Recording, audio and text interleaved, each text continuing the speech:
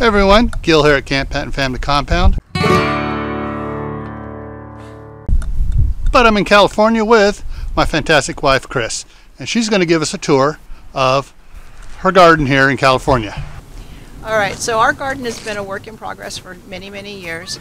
We gave up the lawn when we first started having problems with the droughts here in California, and the raised beds became hand-watered beds, and I'll show you the whole bit. But so we don't have a lawn anywhere at all on the property. And what I've got instead of lawn, this is actually rice straw, and it works great because I can easily pull the weeds right out whenever they start to grow. They're just super easy. So it's what we use for ground cover, and it's what I use for weed control. So the oldest fixture, or almost the oldest fixture in our yard, is our catalpa tree. It's a cross between a catalpa and something else, and they grow absolutely fantastically in California. It is drought tolerant, but at the moment it's getting an awful lot of water, and yeah, actually it does look like this in August. That's just the type of tree that it is. So, but what I like about it is that it gives a great canopy. There are a lot of things here that don't like to be in the beating sun all the time. And so if I have anything that's doing any struggling or anything that likes a little bit of shade, it goes on the structures underneath the catalpa tree. So this is kind of my little area in progress. I bought a whole bunch of 4-inch plants from our local junior college. They have a very large gardening program, and they sell a number of 4-inch and gallon pots as part of their fundraisers. So I got all of these as 4 inches in, I want to say it was in May. And there are a lot of things that I've never grown before, and I'm just giving them a shot. So I up-potted absolutely everything. This was a hibiscus that was only, so tall when I brought it home, and it's working. I've got some herbs in here that I've never tried before. We've got a toothache plant. We've got, this one is an anise, and anyhow, so interesting. I'm still working on plant identification on this one. It actually had come potted in with my elderberry, and I'm like, yeah, not an elderberry. I'm still not sure if it's a nightshade or if it's some other type of something or another. But anyhow, so a lot of these are just my little plants that I've got growing, things that I do the same thing as a lot of you. I do rescues. Every now and then I'll pick something up that it looks like it's doing really horribly, and I'll stick it in a pot and see if I can get it to grow. But the strawberries, they're just the little offshoots of my strawberries. Those ones happen to be from last year. Somebody at work was getting rid of some cannas, so I brought home those bulbs and just potted them. So this strawberry patch looked just like really ragtag this summer when I started it. I have a lot of plants that are actually in the dirt, but then I also have a whole bunch of leaves 4 inches. Now these guys were last year's babies, and so I just kind of set them along in here thinking that I was going to have a husband coming home from Idaho sometime in the spring, and he was going to take all those little 4-inch pots and take them up to Idaho. Well, he never came home, so some of these have actually started rooting. As you can see, I still have lots of berries. He hasn't come out and raided the strawberry patch yet, or at least he hasn't done it very thoroughly, because there's critters are definitely getting them at this point. But what I've been doing with the I like my runners. I love my strawberry runners, and so I'll often just stick a pot under a runner and let it root. So these are all runners from this year. Some of them are still connected to the next size larger. We're still working on developing those roots.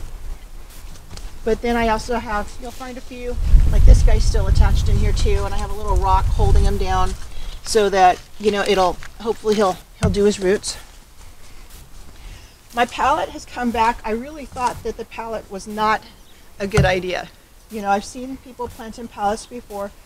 I had originally thought that I wanted it completely upright, and that's just kind of not working for this particular pallet. It doesn't have an awful lot of wood on the back, and so what's holding the soil in on the back side is landscape fabric.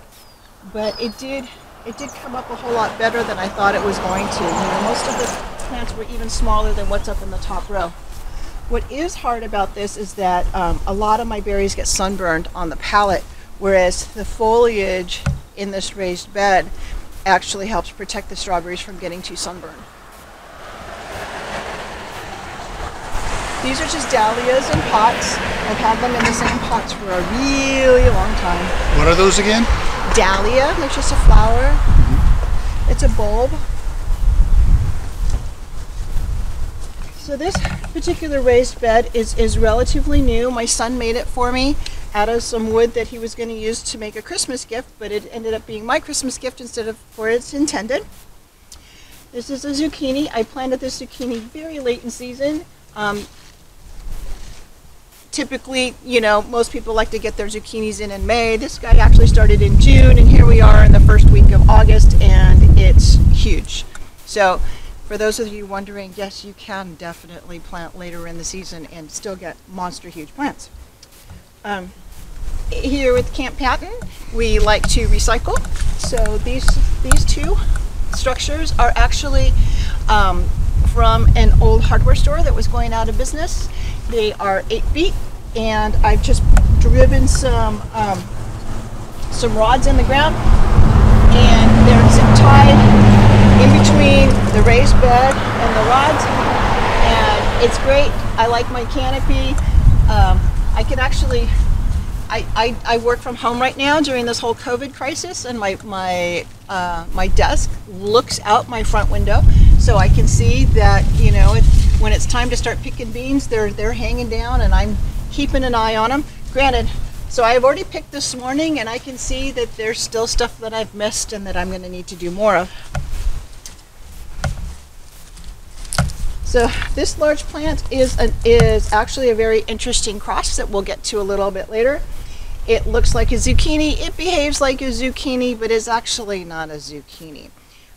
It is from seed that I saved last year from what I thought was I thought it was going to be a spaghetti squash. Therefore, I planted it right up against my trellis here because I was going to trellis my spaghetti squash. And then when I noticed the behavior, the very distinct behavior of this particular plant, I'm like, not a spaghetti squash. So it took me a while to figure out exactly what happened and what this was, and I was a little bit disappointed, but that's okay because, you know, I haven't eaten an awful lot of my spaghetti squash from last year anyway. So this is this is an interesting hybrid that is actually more of a zucchini than anything else, but I'll show you what it was that made this particular plant. So over here we have what remains of my rainbow chard. Hang on, truck me log. Let's try it again. Okay, this is what remains of my rainbow chard. I've given Gil a very, very large bag of rainbow chard seeds, and so he can see that we actually can continue to harvest rainbow chard long after it went to seed. The everything that I've chopped off has actually started to, you know, regenerate, and we still have rainbow chard. This is my second growing of potatoes, and the first crop did nicely. It looks like there's things that are missing. That's because there were actually some other plants that were still there when I was planting this particular batch of potatoes. I fully expect to be able to harvest before our first frost, because our first frost won't be until at least October 1st. Some of you know Naked Ladies. It's just a bulb. And then this is basically kind of these are both a type of onion or garlic bulb. They're more fragrant than anything else, although the purple flowers can be kind of fun. I have some cannons that are left over. I bought cannons for a theatrical production that wanted some flowers, and we've just been able to get them to come back year after year.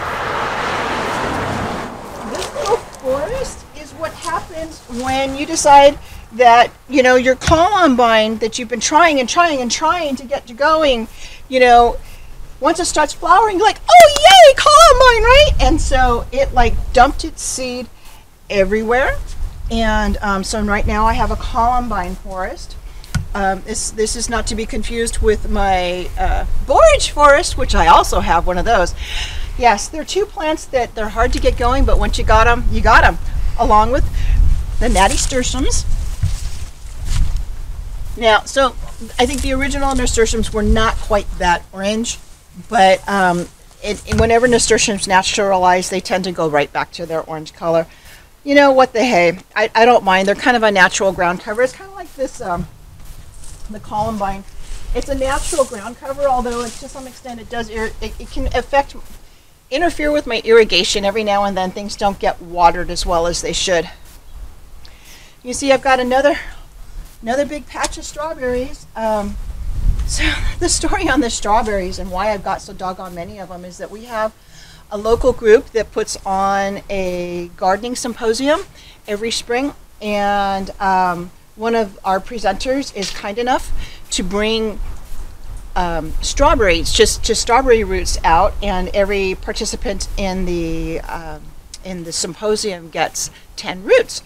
Well, my 10 roots all have babies, and then those babies have babies, and those babies have babies, and so I give away a lot of strawberry plants at this point because I do have an awful lot, and I haven't committed to putting an awful lot of things in the ground, so a lot of my things are still in pots.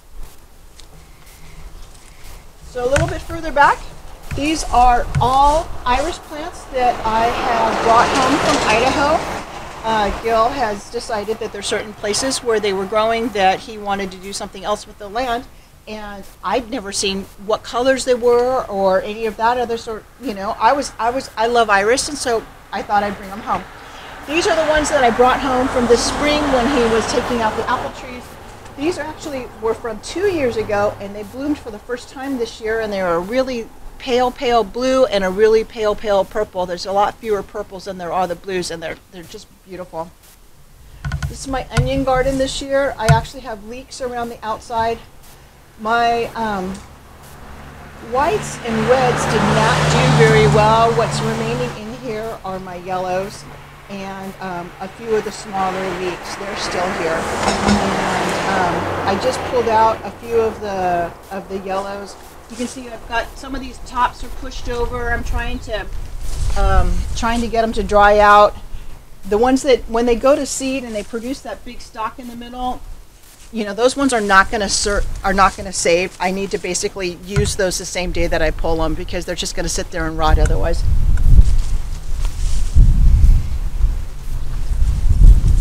This is my herb bed, and I've got my basil, which I'm having a really hard time keeping up with. This other basil, you can see I've done even a poorer job on keeping up with this. This is lemon basil, and it really does smell like lemon and tastes like basil. And so there's, I haven't found a really good use for it, but I'm thinking that chicken and fish would be fantastic.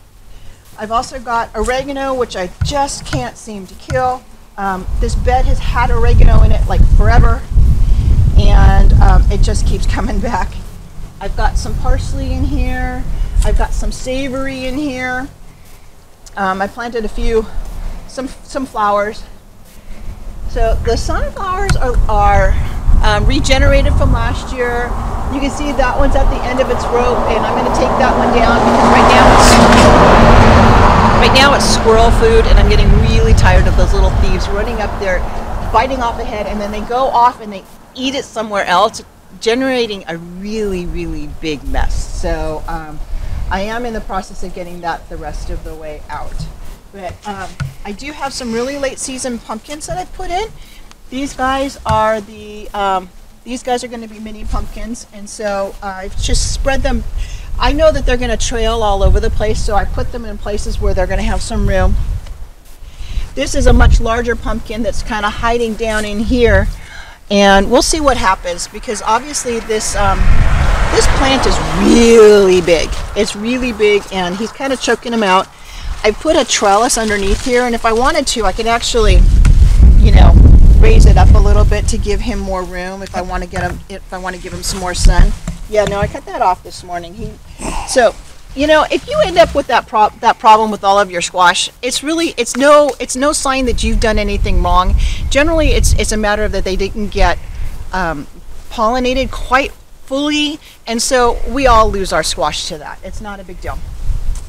This is second generation on the potatoes in these pots, and so we'll, like again, I'm sure that I will have a good potato crop before the first frost sets in, but at least with these in pots, I can move them into someplace a little bit more protected if I want to. What's that pot? This one here is just a regular little rose bush. I have a rose bush and then another rose bush and another rose bush. This came to me unidentified. Somebody was moving. They said, "Here, take my pot." So, and I know what it is. I just can't remember off the top of my head. And there are two different plants in there. So, what Gil's backing up into is my little geranium area. He hates geraniums. I think they're very pretty. I have a very diverse number of geraniums in all kinds of colors and things.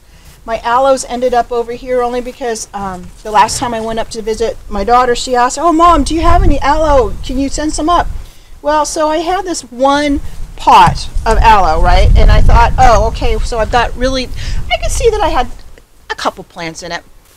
No biggie. So anyhow, so I spent, I put on my heavy gloves, and I spent quite a bit of time separating them out. And it turns out that I had 3 really big aloes, and I'll show you my aloe babies in a minute.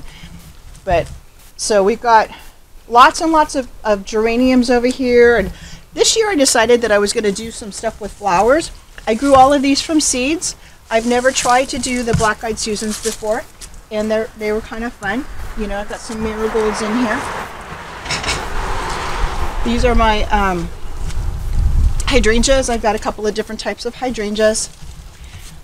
In the area of repurposing, I bought this arch. Golly, I think back when we were getting married, I bought this arch. I think it's in our wedding video, and that's over 30 years now, people. Yeah. Anyhow, so I've used fence boards. These are fence boards. Somebody was taking down a fence. Their boards were still in really good shape.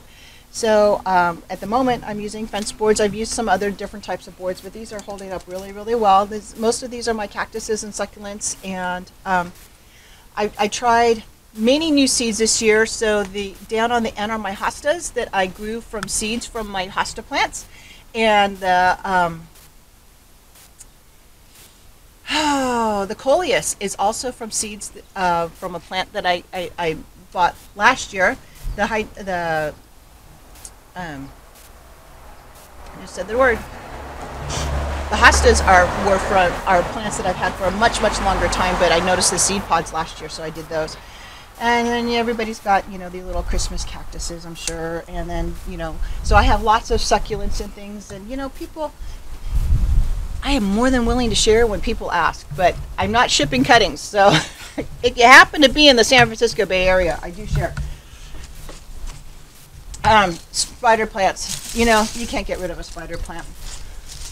This looks horrid right now. It's, I actually have 2 different, dang it. Anyhow, most of you are familiar with the plant. I just lost the name at the moment. This is like a little trumpet vine. It's, they all kind of grow up into the trees. This one's got absolutely splendid flowers. It comes back every year, begins with a C, and I'll remember it at some point. Anyhow,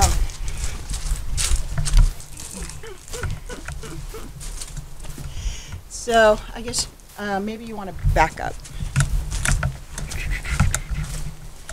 Okay, so along the lines of trying to take advantage of some of our more natural shade, I've got some things I have put in this long strip along here, things that I need to baby along, or things that just aren't going to take really well to being just beaten by the sun. Not that these guys do. I was redoing my hedge at the very, very front of the property, and I didn't have the nerve to pull out the plants that were existing there that have been there for well over 20 years, and so these guys are sitting in much larger pots. I bought them in gallons. They're sitting in larger pots until I get the nerve to actually pull out what's in there. What are these over here? What are what? These. so many. These are a natural. Everybody in California has these puppies. You can get them in this white, or they come in a pale green, and they're midnight something along the lines like that. This is a tuberous begonia. It has little flowers. These are my deep purple bearded iris, absolutely gorgeous.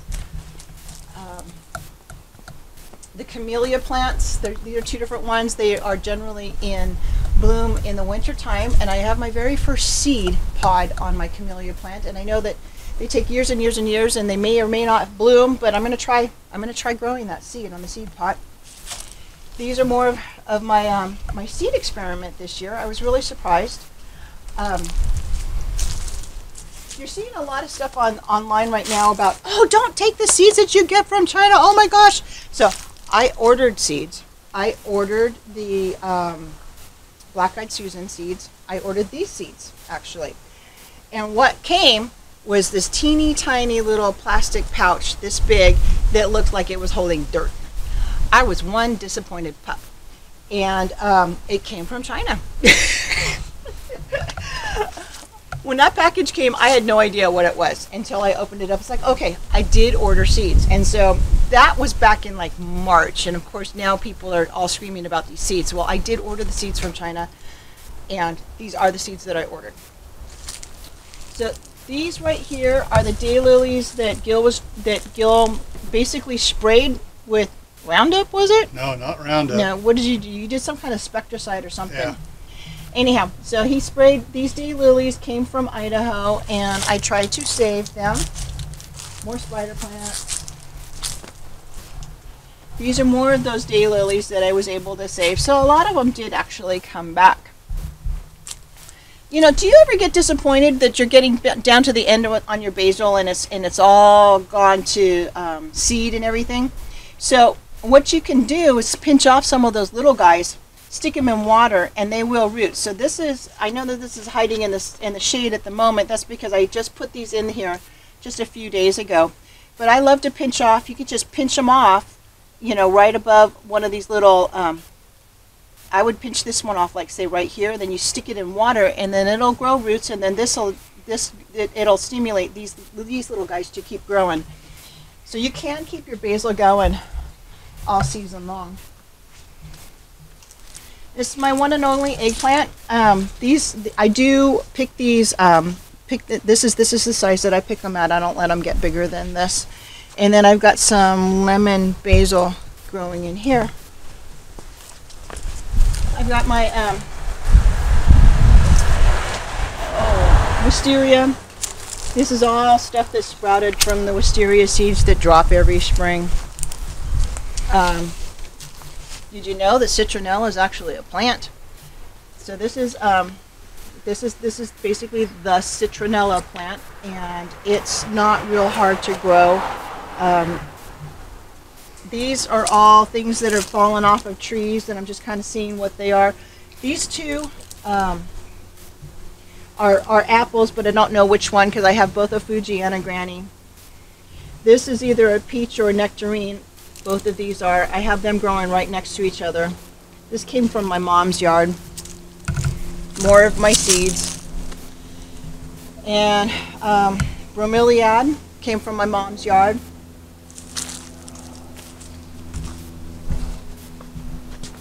Big tree came from my mom's yard. I'm an avid digger-upper of things that are planted in the wrong place, but somebody else might like them. Lemons are constantly falling off the tree, so I have a little bucket, and when the bucket's full, I put them out on the street. I have lemons probably 9 months out of the year. So here's the rest of the aloe that came out of that one pot. It's a lot of babies. So down at the bottom, what happened is when I took it out of the pot, I had all these little babies down here that were wrapped up in the soil, so I very gently pulled them off and planted them in their own pots, and they're starting to green up because they were just these little yellow sickly things when I pulled them out. Blueberries. This was a 2-pack at Sam's this year. I didn't realize it was a 2-pack. I was actually buying it for that one, and then I found out, ooh, there's an itty bitty one in here. And so this one is finally starting to grow. It stayed very sickly almost the entire time. This is a dead blueberry. I bought it at the same time as these two, but it finally lost its battle this year. This is an absolutely fantastic blueberry for this area. This is one happy blueberry. So all 5 of these blueberries are actually planted in 100% peat. It's very acidic, which blueberries love. I would say that it definitely did really well by these two. You know, they could have been mixed with some other potting soil. I'm understanding that, you know, 100% peat is not necessarily what you need to do, but we knew that they would last in these pots for a really long time if that's what we chose to do. My tomatoes are kind of looking pathetic at the moment. I really did wait too long to start feeding them regularly, but you can see that there's a whole bunch of new growth that started on several of these that isn't so pathetic looking, and I will keep up my feeding schedule and they will be back. You know, we are only in, well, I guess we're into our second week in August now, but I fully anticipate that I will be picking tomatoes well into September and possibly into October. Some of my tomatoes actually are things that I pulled off a tomato this past spring, 2 tomatoes. I pulled off a cherry tomato and I pulled off a what I thought was a Goliath. In the springtime, I dried them out and I planted the seeds. And I honestly can't tell you which of these 3 is the early Goliath, which one's the Goliath that I planted, and which one's the Goliath that I got from somebody else. But my guess is this is probably the early because it's looking the most peaked, and that these are the regular Goliaths.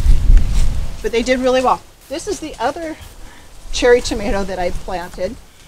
And so I grew a sun gold cherry and a black cherry in the same bed last year, harvested the seed, and this is what I have this year.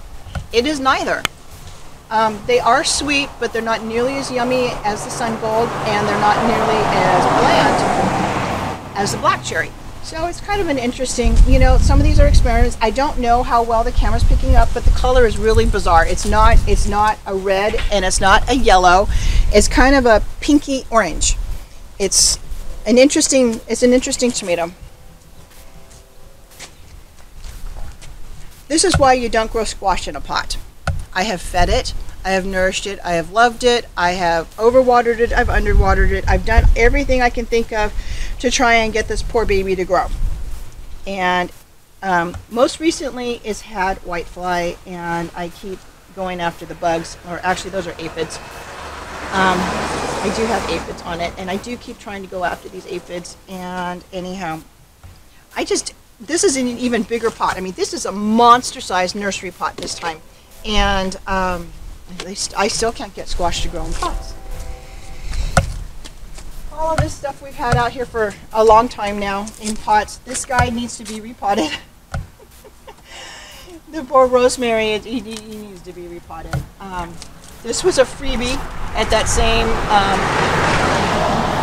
the junior college plant sale.